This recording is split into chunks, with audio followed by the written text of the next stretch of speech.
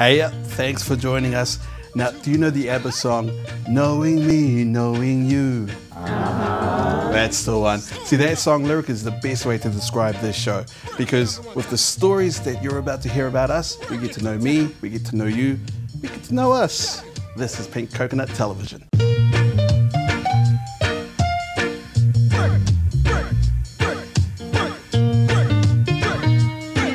On the desk tonight, she's got plenty of bling, the kind you earn the hard way. She's New Zealand's top 400-metre hurdler. Let's see if she can hurdle over some of our questions we've lined up. And he's no stranger to hurdling either. Not at sporting events, but avoiding his screaming fans chasing him down for selfies. He's a neighbour from 3 houses down. And of course, Sana, she's just hanging around. And we get action and reactions from you out and about. And then there's me. Let's meet tonight's guests. On the panel with me, Zoe Ballantyne, Charlie Pome'e, and Sana, thanks for coming on board, guys. Zoe, you're a gold medal winner at the Oceania Championships. You're probably not aware of this, but you're the first guest we've had on the panel that wears gold around their neck and not in their teeth. It's true, though. Let's find out a little bit about you. Where did you grow up? I am a shore girl, born and bred. Yes. Forest Hill, lived there my whole life. Went to Westlake Girls, then on to Massey University to study. Yes, congratulations. You just completed my degree in communications. Wow. Athletic, intelligent, like the whole package, right? The whole baggage. Pretty cool. Do you come from a big family? Yeah, pretty big. Well, got a brother and a sister, but definitely action-packed with, lots on all the time. Quite a sporting family. Yeah. So what sports did your family get involved with? Rowing. My brother was a rower, my sister was a rower, my parents were both on the committee, my mum was the caterer for the rowing. Nice. So yeah, Lake I was Pupuki? just the, sorry? Lake Pupuki? Yeah, Lake Nice. Pupuki and out at West Harbour Marina and stuff, yeah. Perfect. Can I just say something? When I met Zoe, but she's got like a real firm grip. Like, I was like, oh man, yeah, she's either a boxer or because like, man, my hands are pretty soft, like, I'm just saying, because I moisturize it. I'm not saying you don't moisturize your hands, but what I'm saying is, like, man, you got a pretty firm grip, so that's like, it's a sign of a hearty athlete. Oh, okay, thank you. Does that make sense? Do you get mistaken for other sports other than the rowing and the hurdling? Yes, because you can't see because I'm wearing jeans, but I actually have pretty big calf muscles.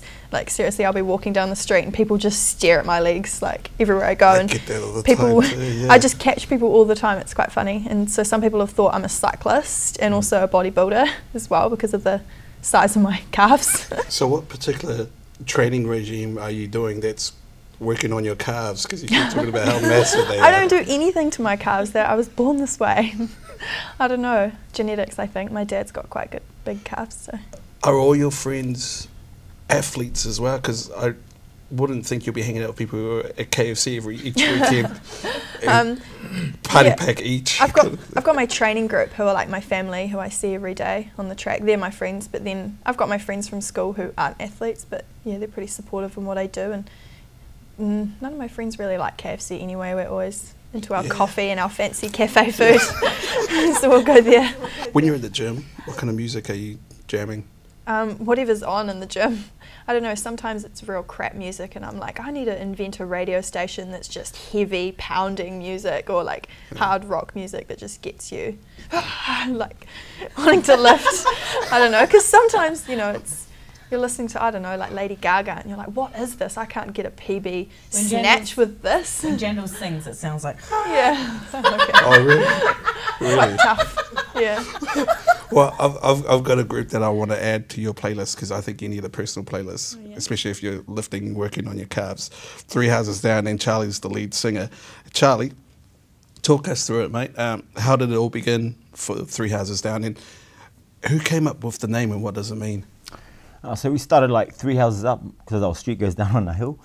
So we started 3 houses up, and it was for a talent quest there, and we had no, we had no plans of starting a band whatsoever. So when we did talent quest, we won it, obviously.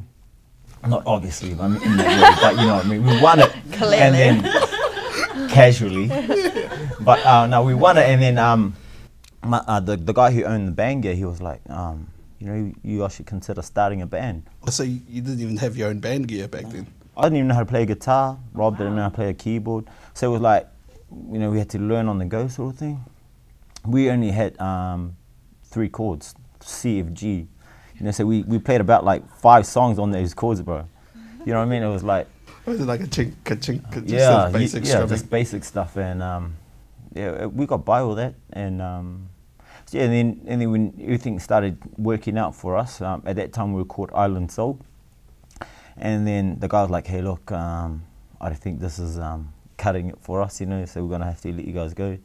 So like, oh, what? Oh, okay, sweet. So then we went 3 houses down to where my house is, and 2004 we started. So it's pretty.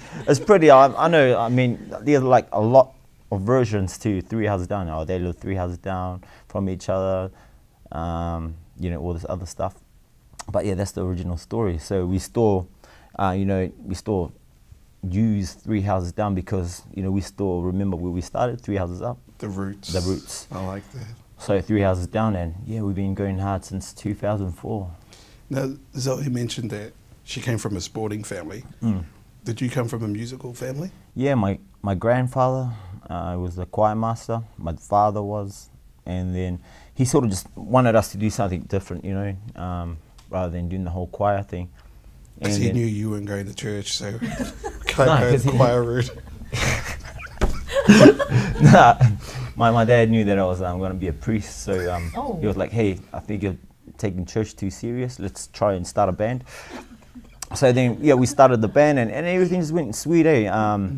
You know, but I do come from a musical background. I started singing in the choir from the age of 5. At that time, man, I was singing soprano, you know, the high parts, and then it was all about the bass. You obviously develop as a kid, you know, and you know what I mean. And so now, man, I'm enjoying it, you know. Now, speaking of family, because your 2 brothers, Rob's the eldest, the wisest, and then there's Sione, who claims to be the hottest in the family. What's it like rehearsing and writing music with your brothers?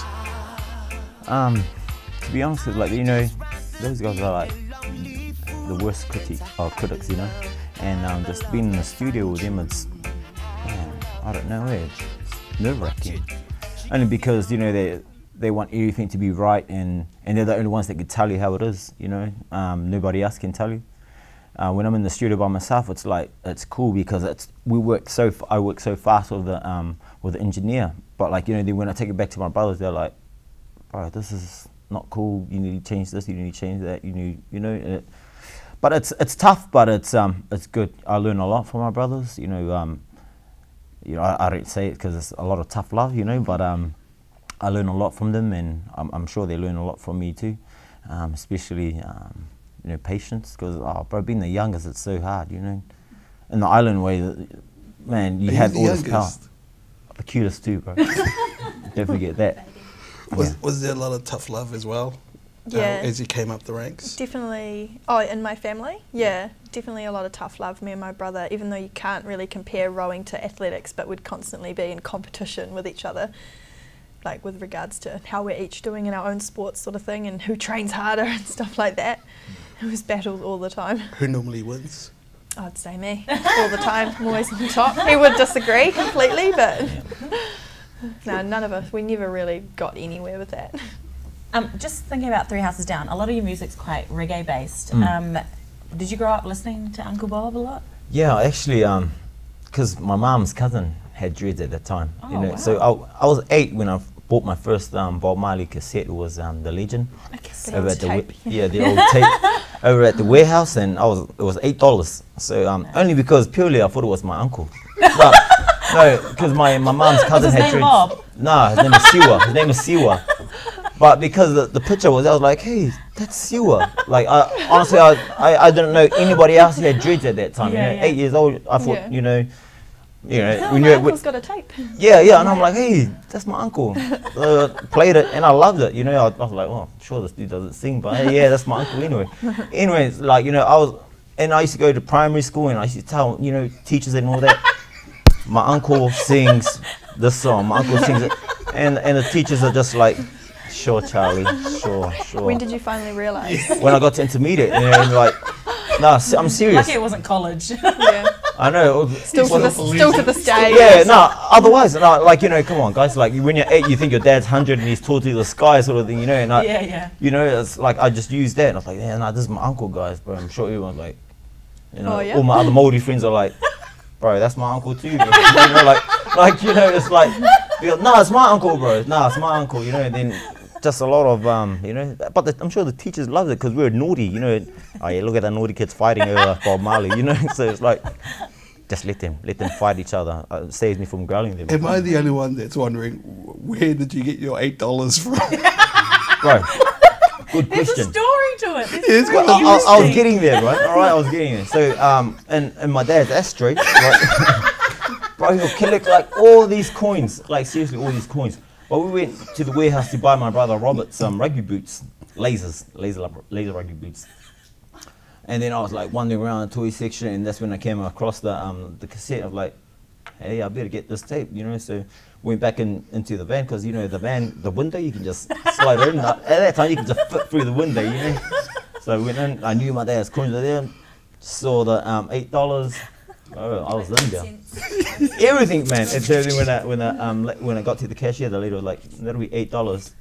Shing! Or like 5 cents coins, 10 cents coins, like, bro. She just went. There would have been Yeah, a take it. huge queue behind you Yeah. as well, eh? Just waiting. Yeah, I'm this. sure the lady was like, Yeah. "Why are you? You should be buying Backstreet Boys or something. You know, why are you buying Bob Marley?" But I mean, I grew to love the guy. You know, even up to this day. You know, and it was funny. Like we did a talent quest at school, and you know, everybody was doing other songs, but I was the only one that was doing Bob Marley. And yeah, I guess it paid off. You know, the $8 came a long way. So when the group formed years ago, were you always the lead singer? No, I wasn't. My brother Rob was the lead singer, and I was just doing backing vocals. This is like the Michael Jackson story I all was just over thinking again. about that. Yeah. Except minus the fro. Yeah, I mean, like, yeah, it's sort of similar, but I mean, it was, he wanted to come, like, you know, to the back because he wasn't getting any younger, so.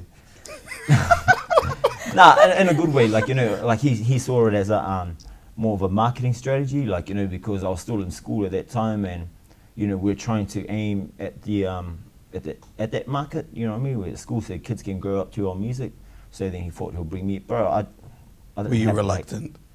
I was like, are you sure? Fine. Like, are you sure you want me to come to the front, man? Like, yeah, I can.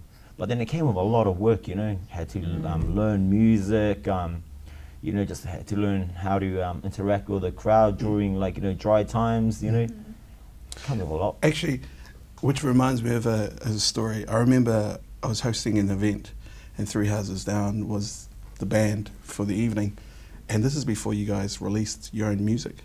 You guys were a covers band. And I remember seeing a younger version of Charlie leading, and you looked you were confident, but you're not the showman that you are today. So it must be a great feeling when you're at these big festivals and knowing that you've got the crowd in the palm of your hand and you get to play with them, because that's what it is. You get to play with them. You get them to raise their hands up. No, But you know what I mean? It's like there's a connection that you have with the crowd. Yeah, you're right. It's just, you know, then I just found out later on, you know, just had to be myself sort of thing, you know, because that's what I like, you know. I like to have laughs and just to, you know, just to be this clown, you know, but in like a front, in a lead singer form sort of thing, you know. But I go to my parents' house all the time, and my dad's forever playing, you know, the videos of when we started, you know, because he was our #1 fan. You know, everybody had these videos like this, and my dad had the one on the shoulder. Here's my son, like, you know, I'm like, oh, put that away, man, put that away. You need to get the hang, you know. The man's like, well, this was. But anyways, like, you know, we watch all the old videos, and I just think back, what the hell was I thinking, you know, like. Hey, we talked to Charlie about having the crowd in the palm of his hand and using that energy to deliver his show. I guess it must be different for you as an athlete. Are you trying to channel the crowd out as you're focusing before? Yeah, your yeah. event? Like sometimes my previous coach, I always would, in the 400 hurdles, I would get him to stand sort of on the 100-meter mark, you know, last 100 to go, and I'm absolutely knackered. And I'd get him to be like, come on, Zoe, and I could always sort of hear his voice. But no one else's. You know, the whole crowd was just invisible almost. I'm not like a long jumper or a high jumper where it's like, Yeah, they're getting the crowd. Yeah. yeah, don't have that in 400 metres. It'll be a long clap. Can you talk us through your process and what you're thinking before the lead up to the event, when you're getting to the line and you look side to side, people that you're competing against? Yeah. Normally I just completely focus on myself and what I'm doing. I don't think about what anyone else is doing. You know, I run my own race. Just warm up really well, make sure all my muscles are warm and I'm not going to tear anything. You know, if it's cold, warm up longer, stretch a bit more, and yeah, and just completely zone into the race and into that finish. At what stage do you start thinking about what you're wearing? Because you mentioned when you're putting on makeup, Yeah. how sometimes when you, some of I've the got photos, it. yeah, Bit of and your Baywatch. legs are up in the air Yeah. and your undies are showing Yeah. and whatnot. Does that come in at any stage of that process? When I'm running, no, I don't think about anything like that. Just run, pretty much. That's all thought about after. When the photos I see and I'm like, oh gosh, action shot, like some terrible facials, you know, determined face. Well, Zoe, you are an inspiration. Check out some of these peeps doing their best. Zoe.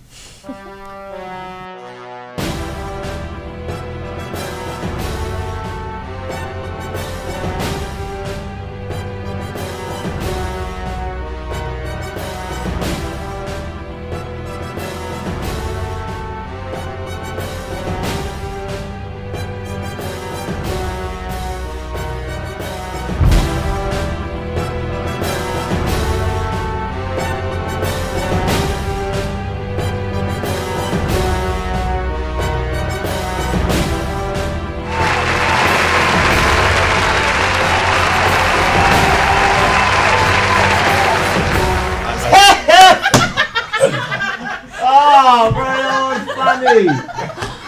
I think it's best to leave it to the professionals. Zoe, now, when you were notified about your selection to represent New Zealand at this year's Commonwealth Games, who did you first tell? Let me think. I think it was on Facebook. Got posted on Facebook, so I told everyone. I said, you made the announcement on Facebook, Yeah. did you? No, I didn't. I got an email in the morning saying like you'd been confirmed because we'd qualified in Hamilton. We'd run the time, so we kind of like. Oh, so you already knew? Yeah, we already knew, but then we had to be sort of confirmed. Yeah. So yeah, when we ran that time in Hamilton, I straight away called my parents. I was like, we did it. Yeah. Did you guys have a big party? Yes, we did actually that night. It was a big, big party. Yeah. What's it like balancing your training, like, you know, relationship with your boyfriend and things?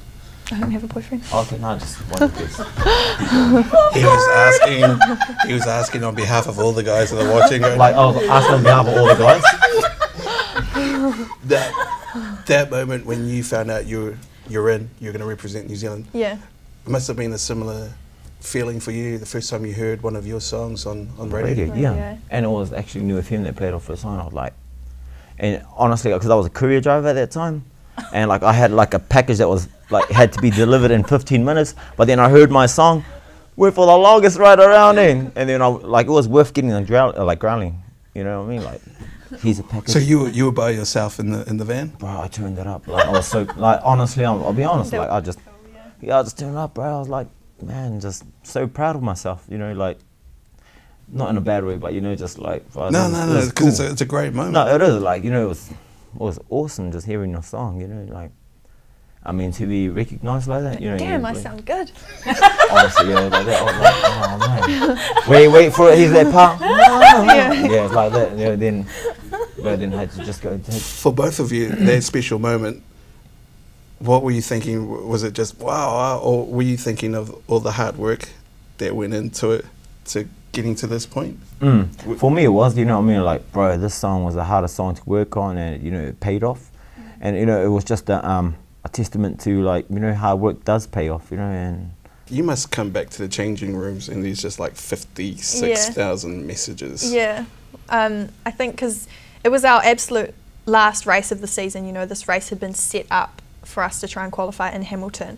And here we are driving to Hamilton. It is pissing down with rain, like torrential rain. I had to pull over because I couldn't even see the road, and I was just like, oh yeah, we're not going to qualify today. This is damn, like, pretty gutted.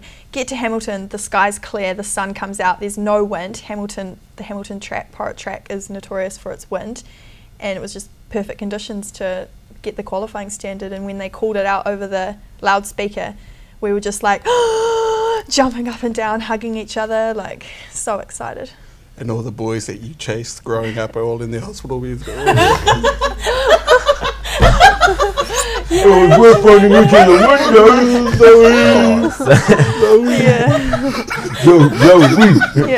window. Let's talk about the Commonwealth Games this year. I was actually hosting the breakfast show as the live footage came through. So when you guys marched out, Valerie Adams waving the flag for our country, I noticed everyone had their phones out taking selfies. So you were doing the same. Yes, I was doing that. I took so many selfies and so many pictures, my phone ended up dying at the opening ceremony. Just in the walk? Yeah, pretty much, when we got seated.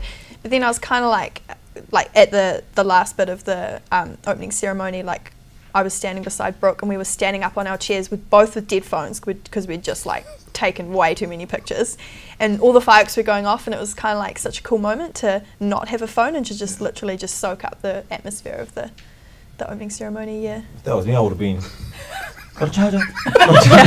Hey, got a Swapping batteries. Swapping batteries. Yeah. I know. Because if you don't have photos, you're not there. Yeah, exactly. Pretty much. I wasn't. Yeah. Did you meet any other athletes that you were just in awe of? Not just internationals, but from our own New Zealand team? Yeah, definitely. Like, had breakfast with Valerie Adams. Did you quite eat, a couple or times. did you just stare at her while she ate? I ate. I had a photo with Shelly-Ann Fraser-Price. She won the 100 metres in London, so that was cool. She is tiny. She's a little pocket rocket, man. I couldn't believe how short. Yeah, pretty big calves. I think I'd probably beat her, but yeah, had a photo with her athletes. But actually, being in the village, you know, I'd be in the food hall by myself. We're all in the peak New Zealand kit, and I'd be carrying my tray by myself. I'd be like, who can I sit with? Oh, there are some Kiwis. Like, sit down. Like, I'm like Zoe. prison. What events are you doing? You make it sound like prison. I'll join that gang. Yeah, well, I know they're Kiwis because they're wearing the same gear as me. Won't go sit with the Aussies or anything. Because it was a huge group, so obviously you wouldn't have met everyone else. No, not the whole team. I think there was like 300 people or something, 300 New Zealand athletes. So it was a real big team. It was cool. What about you, Charlie? Who are some of the musical artists that you've met that you just went, damn? Yeah, Damien Marley was like one of my favourites. We were actually in San Diego, and we did the show with them. And we were in the green room. They had like food and everything there. And I saw him. I was like, oh, bro, do I go over? Like, I don't know how to approach him because, you know, being a Rastafarian, like they have their own, you know, beliefs and all that in a good way. And I just, you know, he seemed like this hard person to approach, you know, so I thought, oh, stuff it, who cares, you know. Went over. Yeah. Every day. So then he was like, hey, I'll bring you food and come see you. And I was like, oh, bro. But like, honestly, I just had no appetite. Like, I was starving, but just, you know, being in his presence, it was just like, oh, man. But I tried to act cool, like. I was like, you know. So like, but I was like, yeah. So what do I talk about? How long's your dreads? Like, you know, like, no, but I didn't ask questions like that. But you know what I mean? Like, I had all these questions prepped up in the back in the hotel. I was like, yeah, hey, Damien, my name's Charlie. But then how we got there, I was like, hey, like, you know, just like, bro, I don't know what to say. And he was like, so you even practiced the hug in the hotel room? Bro, I practiced the hug, the like little, like, you know, the little cool walk thing. Bro, but I just, you know, I don't know, hey, bro, I couldn't say anything. Starstruck. Yeah, I was. Like, he's like I'm like the biggest fan of Damien Marley, you know. And then we had Shaggy and all of them, like, so we had Shaggy, we had the Wailers, Damien Marley, Stephen Marley, Beera Salmon, Gregory Isaac, bro, just all my favorite Jamaican, you know, artists that, bro, all in one roof. And then we had UB40 as well. And then 3 houses down, like this band from South Auckland, you know what I mean? Like, bro, everyone like, what is this rock band doing here, man? Like, you know, but we're like, hey, we're a reggae band, you know. And now you're sitting next to Zoe Ballantyne. What are the future goals and plans for you, Zoe? Well, right now I've come back from the games, so I'm just back into like sort of phase 1 training. But next year are the World University Games in South Korea and then World Champs in Beijing. So, is there any chance you're going to release a book, How to Get Big Calves? Because I know a lot of guys, including Charlie, who would love to buy it. No, actually, my calves are not that small. But I mean, I haven't seen yours yet. But good chance, man. So no to the book deal. yeah, no. No, I'll buy the book though. Charlie, what's on the horizon for Three Houses Down? So we're releasing our next single this month, featuring Fiji. Nice. It's called Just drop that name in there. yeah, you know, just had to, like, it adds some weight to the single, you know. The song is called On My Heart. Obviously, it's a lovey one, you know, but it's a good song, and I think it's probably one of the best that we've produced, you know, this far. Exciting. And at the same time, working on the album, and then we got Samoa, and then we got Australia, back to the States, and the UK is in the pipelines. So it's something to look forward to, and you know, just keep working, chipping away at the dream, you know. And hopefully we haven't scared you off. You'll come back onto the show. Yeah, sure. Charlie, as always, great to have you along. You're going to jam us out later on. Yeah, man. Yeah. Sure, man. Yeah. Anaconda, Nicki Minaj. Yeah, man, that song. And thanks to In for a Sana treat. and her stalking of Sammy Hours. Make sure you join us next week. We'll see you then. We out. Charlie.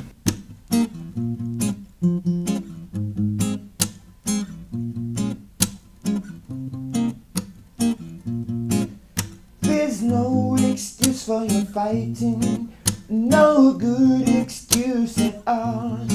You will witness your loved ones dying, and that's them when no pride will fall.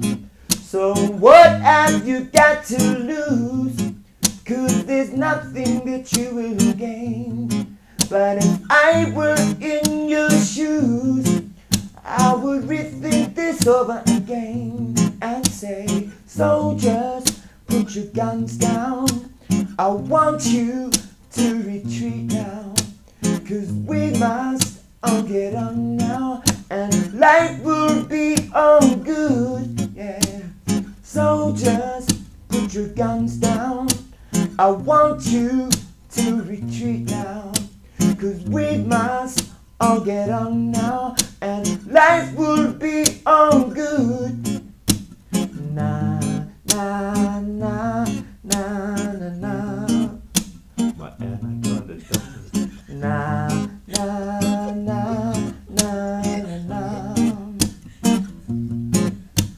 Soldiers, put your guns down. I want you to retreat now, 'cause we must all get on now, and life will be all good. Soldiers, put your guns down. I want you to retreat now, 'cause we must all get on now, and life will be all good.